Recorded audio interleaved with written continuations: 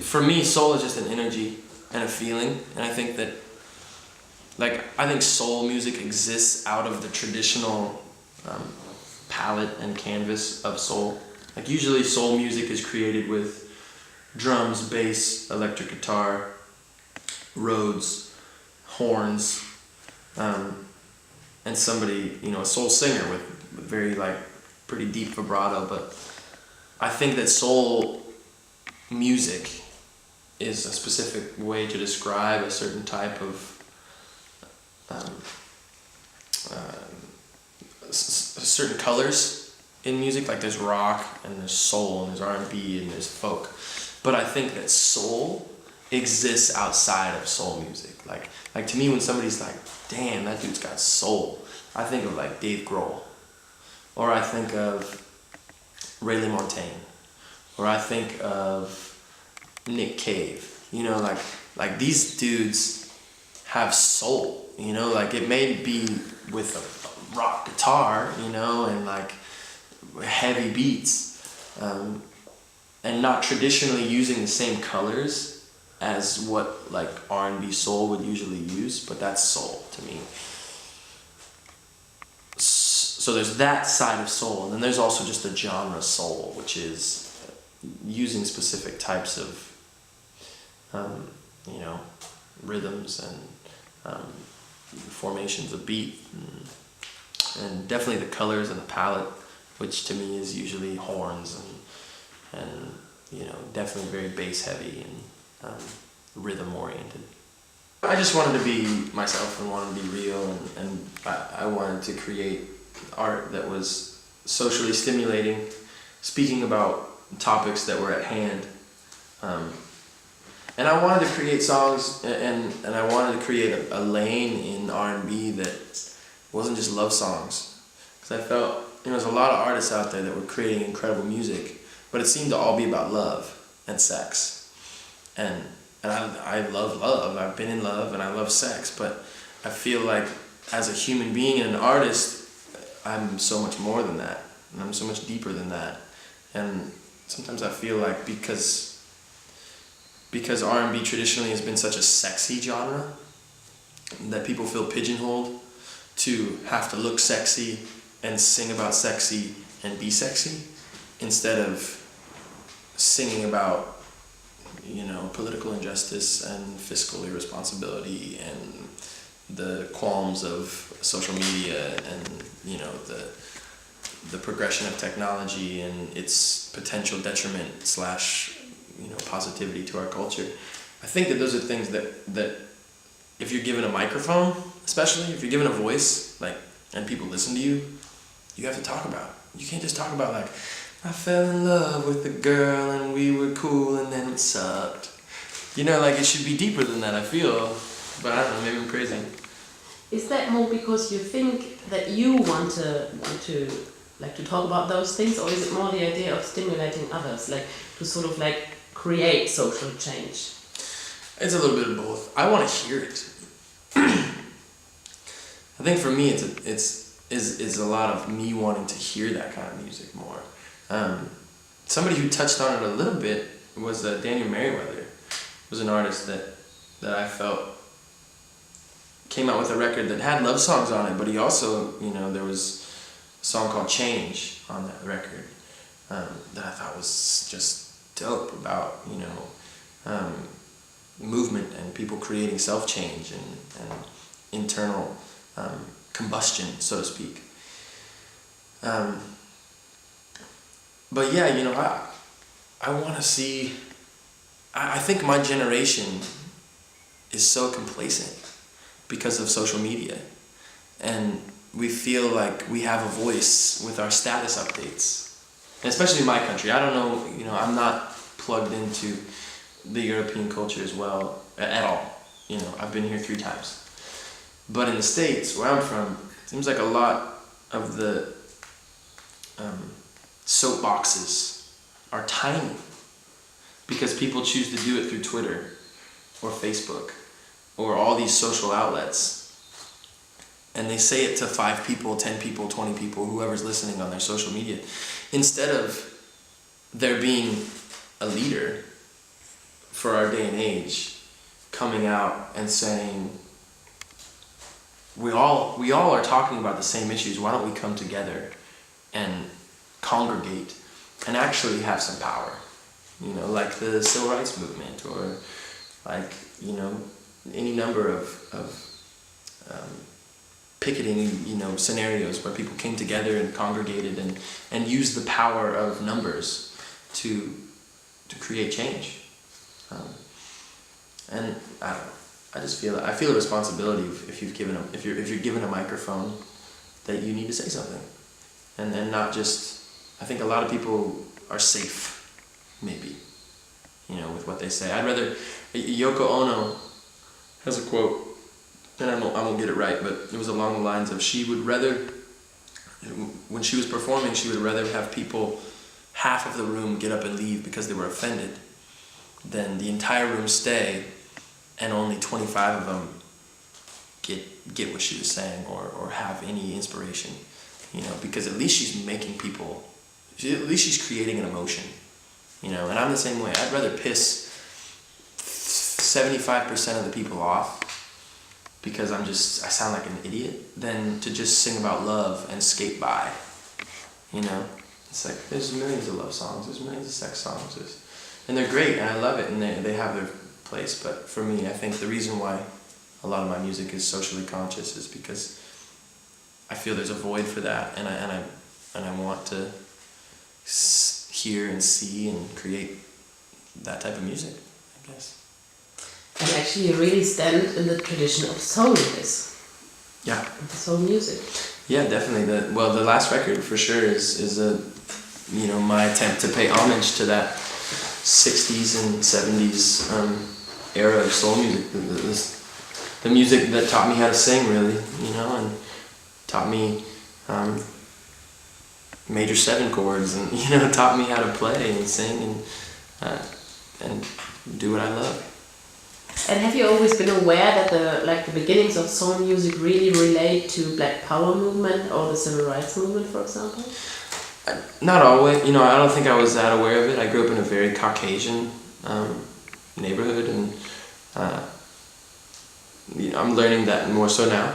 You know, I mean, really, soul music came from jazz, which was still a very like black oppressed music, which was begotten from blues music, which was also a very, very oppressed black music. And so for me, to me, one of the coolest stories, and you know, it's I'm sure a million soul musicians and soul artists have talked about it before, but my favorite record, What's Going On by Marvin Gaye. You know, Marvin Gaye was a crooner for his first 5 records on Motown. He was sexy. He had all the girls, you know, like he was the Frank Sinatra of soul music, you know. And he went into the studio and created What's Going On. And he went to Berry Gordy and he said, this is a masterpiece. This is my masterpiece. And Berry Gordy said, it's trash. It's bad, you know, I'm not going to put it out. And I'm not Berry Gordy, but I believe in the sense that would be like Justin Timberlake or Justin Bieber having 5 records deep of mostly sex and love songs. Justin Timberlake's got some social consciousness in there a little bit, but it's mostly sex and romance. Justin Bieber, all sex and romance. It would be like Justin Bieber going to his executives with a record that talks about, you know, genocide in Africa, or you know, the political injustice of taxing in my country. Bringing it to his label executive and saying, this is my masterpiece. This is the record that will sell. This is the record that is going to put me in the history books. And that's what Marvin did. And Barry said, no, it's not. And Marvin basically told him, I will never put another record out period, if you do not release this record. And he released it, and it ended up being his biggest record of all time. That to me is the spirit of soul music, is that we can skate by, like a lot of people can skate by with songs about love and sex, and I think that there's a time and a place for those songs, without a doubt, you know, like what a powerful thing to be in love.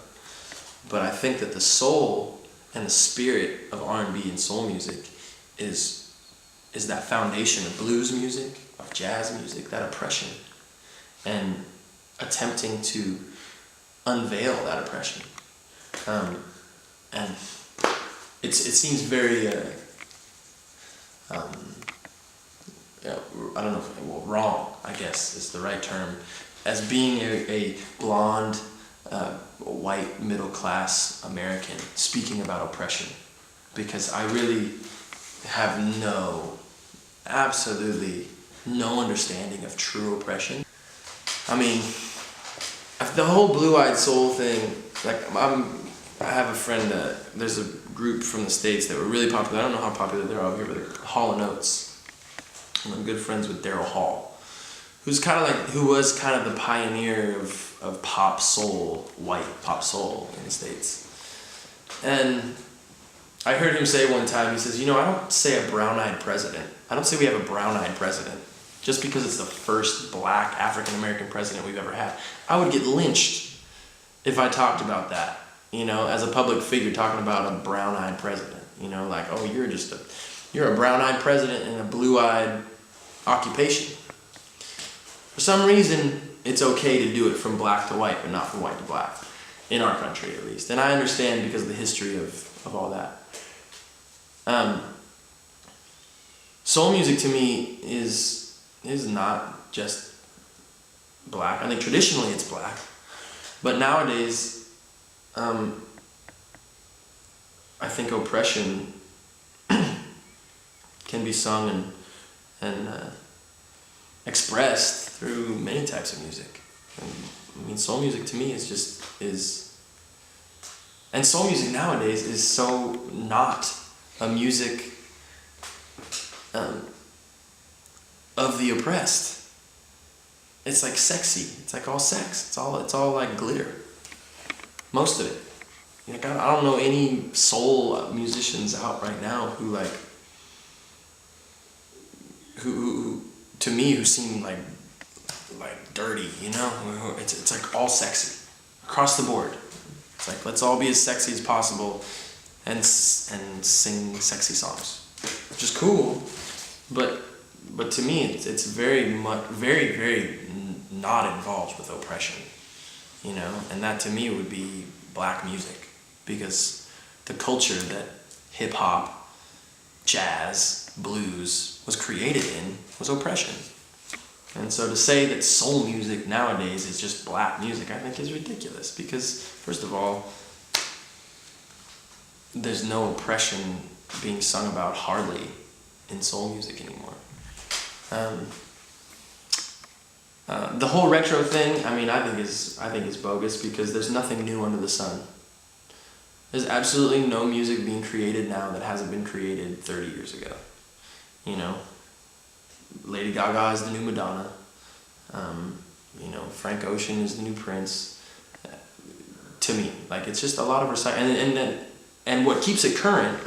I'm just saying the musical side of things. What keeps it current is the lyrical and the melody, because that can be fresh. You can speak about things that are current, that make it fresh, but there ain't no new chords. There's no new notes. There's no new arrangements. There's no we're gonna build it and halftime it, you know, and then cut it in half and make it a halftime beat. Like, that's been going on for ages. People have done that for years. So there's nothing new under the sun as far as music goes, in my opinion. I could be completely wrong, and there may be some pioneer out there that's just doing things that are completely off the cuff. I mean, I think there are artists out there who are very, very, very genius and doing things out of the ordinary. But as far as the musical side goes, like how it's created, how it's recorded, you know, People have been using synthesizers since the 70s, you know? So to say that like computer music is the new evolution of music is bogus because it's been around for 30 years, you know? The fact that you can like cut and paste nowadays, sure, that might be evolution, but I don't want to go down that path.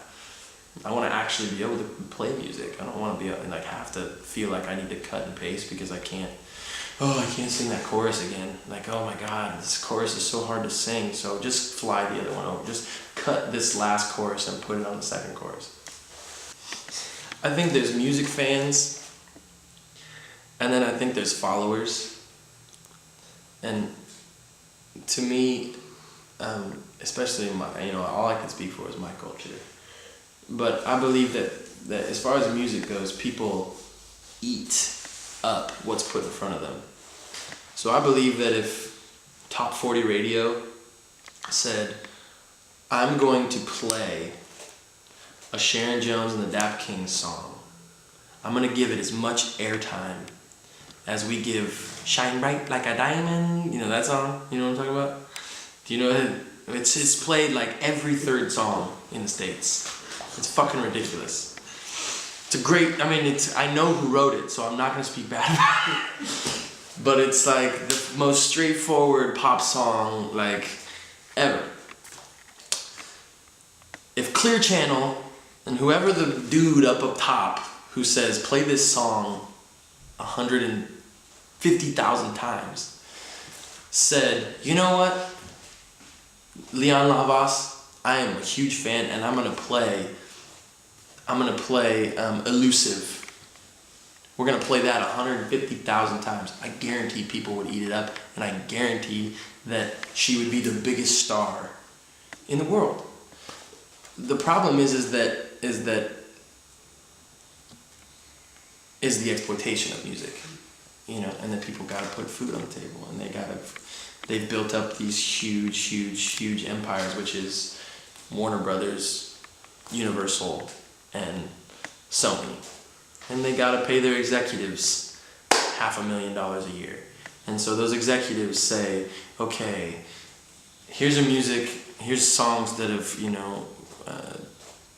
proven to be hits, these type of songs. And then here's the music that has never proven to be hits. I think there's music that just luckily happens to get a hit. There's an artist out of one of my close friends, Macklemore and Ryan Lewis. They have the #1 song in most of the world right now. It's a song called Thrift Shop. And that was it's a great song, but it wasn't because Universal put millions of dollars behind it as to why it was a hit. It was a hit because it's a great song. And that happens every once in a blue moon. But I think that the upper echelons, people who are saying play this, play that, play this, if they opened up that airstream to let DJs choose more, like actual music listeners and not numbers people, I think you'd see a lot more variety in music and a lot less of that in the box computer generated music and a lot more real music, Not that I don't want to say all that stuff is not real, but to me anything created on the computer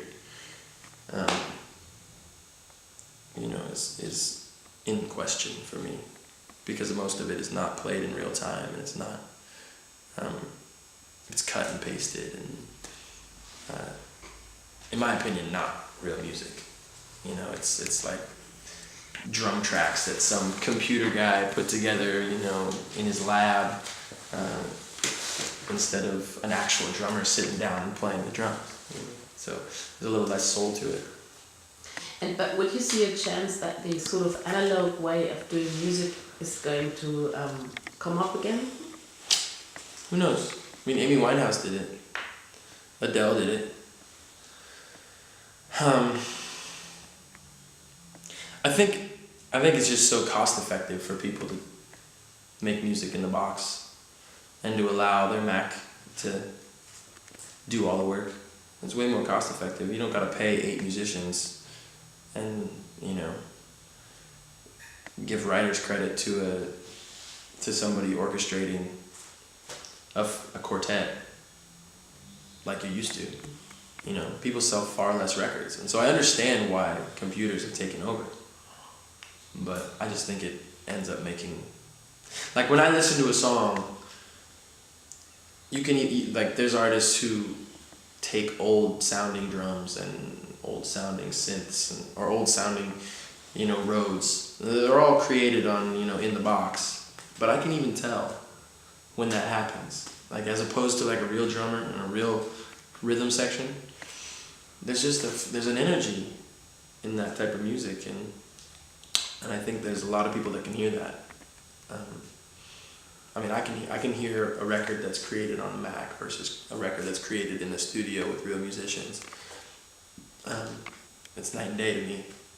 I don't know if it is to everybody else, but I have a pretty fine-tuned ear.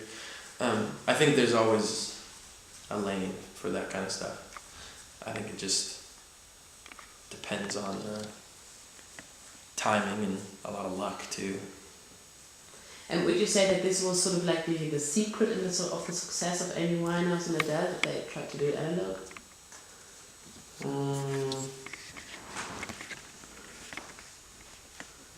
No, I mean, I think that the overwhelming ingredient was their abilities. They're incredible singers, and they have a signature sound and a fingerprint on their music. I think that was the overwhelming reasoning behind it. I think it was dollars, too. I think it was huge label money as well. But I mean, Adele writes hit songs. Amy Winehouse wrote hit songs, you know, and I think that before you ever pushed, if you heard Rehab, before you even ever heard it on the radio, I think you could pick it out and be like, that's a hit song, you know. Rolling in the Deep. Which actually, Rolling in the Deep, I heard that before it went on radio, and I was like, man, I like it. It's not a hit song to me. And I don't like Chasing Pavements, all that kind of stuff. Like, I love it. Like, I think Adele is one of the most incredible singers ever. But the hits that she's had, I wouldn't listen to them beforehand and be like, that's a hit. Which is so awesome to me. Because, like, I have a formulated view of what hits are because of, you know, pop music in my country. And the fact that somebody stepped outside of my box and made a hit is like, hell yeah, this is awesome. I think that's goes to prove how big the canvas is that music is able to be painted on, you know.